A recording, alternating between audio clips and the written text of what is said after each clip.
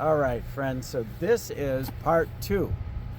I got cut off the other day in talking about the dynamics of the unconscious and how the archetype that is associated with the planet Neptune interfaces with that. Now, I need to make the point, if I didn't earlier, that there's no way in these short videos we can explore all the things that have to do with Neptune, nor all the things that have to do with the unconscious, because you can't even exactly equate the unconscious with Neptune, but it's the closest we have. So anyhow, and this is all in the lead up to this very tight conjunction. This is January 31st, 2025, and the very tight conjunction of Neptune, Venus, the moon, and the north node of the moon will happen tomorrow. And so there's this convergence of personal energy with this more collective energy, which is associated with Neptune. So where I want to pick it up is, I was, right when I got cut off, I was talking about two aspects of how our personal vision, imagination, and we can extend it to our state of being, the state of our consciousness, interfaces, or rather is a part of the collective unconscious.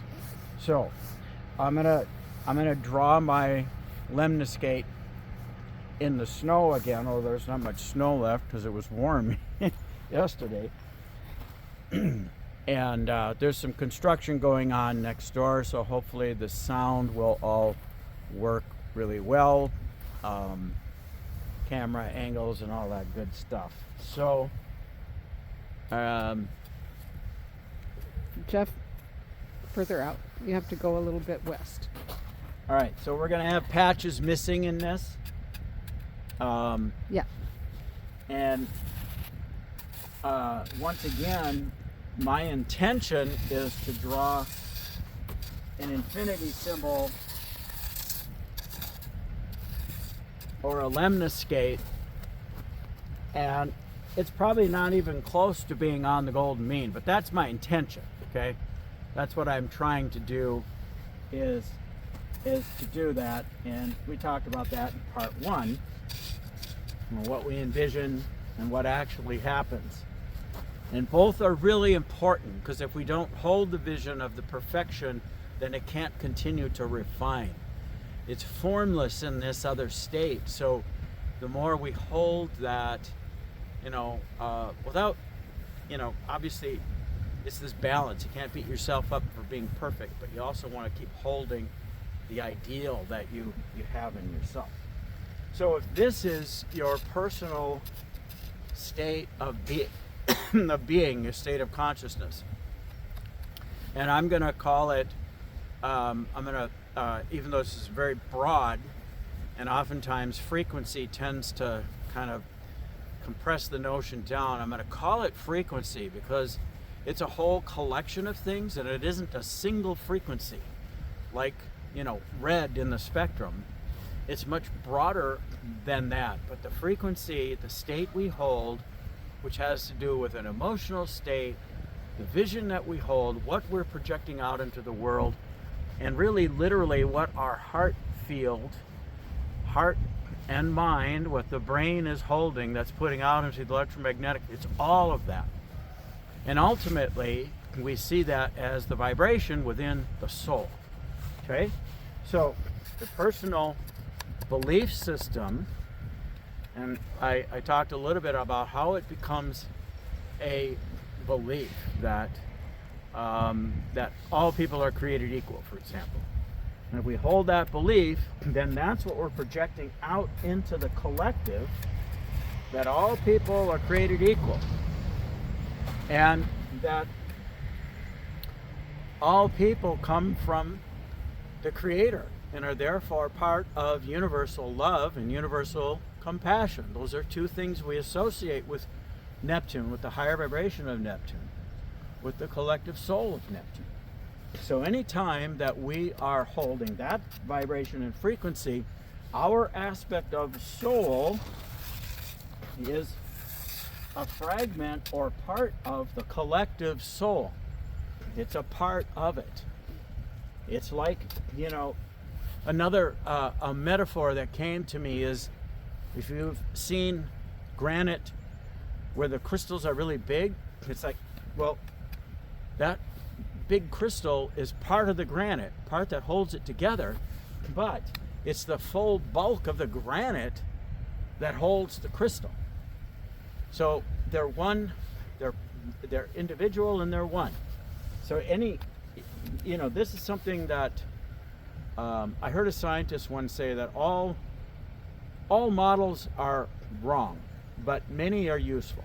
So in a way, I'm just giving a model here and some metaphor, and you will know it more deeply within yourself. Hopefully my words are helping you, my words and my drawings in the snow. By the way, I like drawing in the snow and the dirt. I mean, I think people who do the stuff with the technology is awesome, and I don't quite have those skills, but there's something really organic, connects me to the ancestors, and it's just a different feel. Anyway, I digress a lot. So here, to understand that the vibration we're holding, the frequency, that's the common language we use now, but it's this whole collection of our being, and that's a vibration, and it is part of this collective, and it contributes to what is going on here in the collective soul, this collective frequency. But then there's a feedback loop, because if, for example, a lot of people believe that, then that becomes strong here in the collective soul. So I gave an example from some of the vision that I hold. All people are created equal and are part of nature, etc., etc. And from another culture where a faith developed, a belief system developed. That belief system was that if you sacrifice other human beings to the gods, then they would give you favor.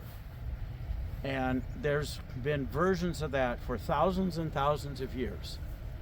And one of those was the idea, if a culture or a people or an individual use force to dominate others, and I'm not equating these exactly, but this is one that is very prominent right now, and it's been around for a long time.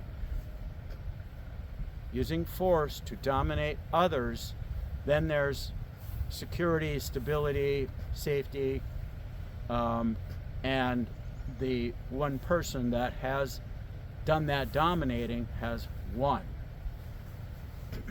And that is almost diametrically opposed to the greater meaning and understanding that so first of all, that gets fed into this collective. So it's there as an energy. And so as individuals, if we're having faith in that system, and it feels like, oh, well, if there's some great man, a savior, or something like that will come and protect us and keep everything all together, then we give our authority over and we give our power over, and it may work within the constraints of that idea, but not for everybody else who's being dominated. And ultimately, everybody is here. So the people who are dominated, they've contributed to this. Can the dominators contributed to that? But when it contains so much energy and becomes part of one system, then we tend as human beings to call on that rather than that there's some feeling or comfort in that is going to work. And many spiritual teachers have come to tell us differently. And we as human beings have tried to evolve away from that, in my view. And that was something I was teaching in 2020 about how to reclaim our energy from the dominator construct, because it's no longer formless. It contains the energy that many souls have put in there over time.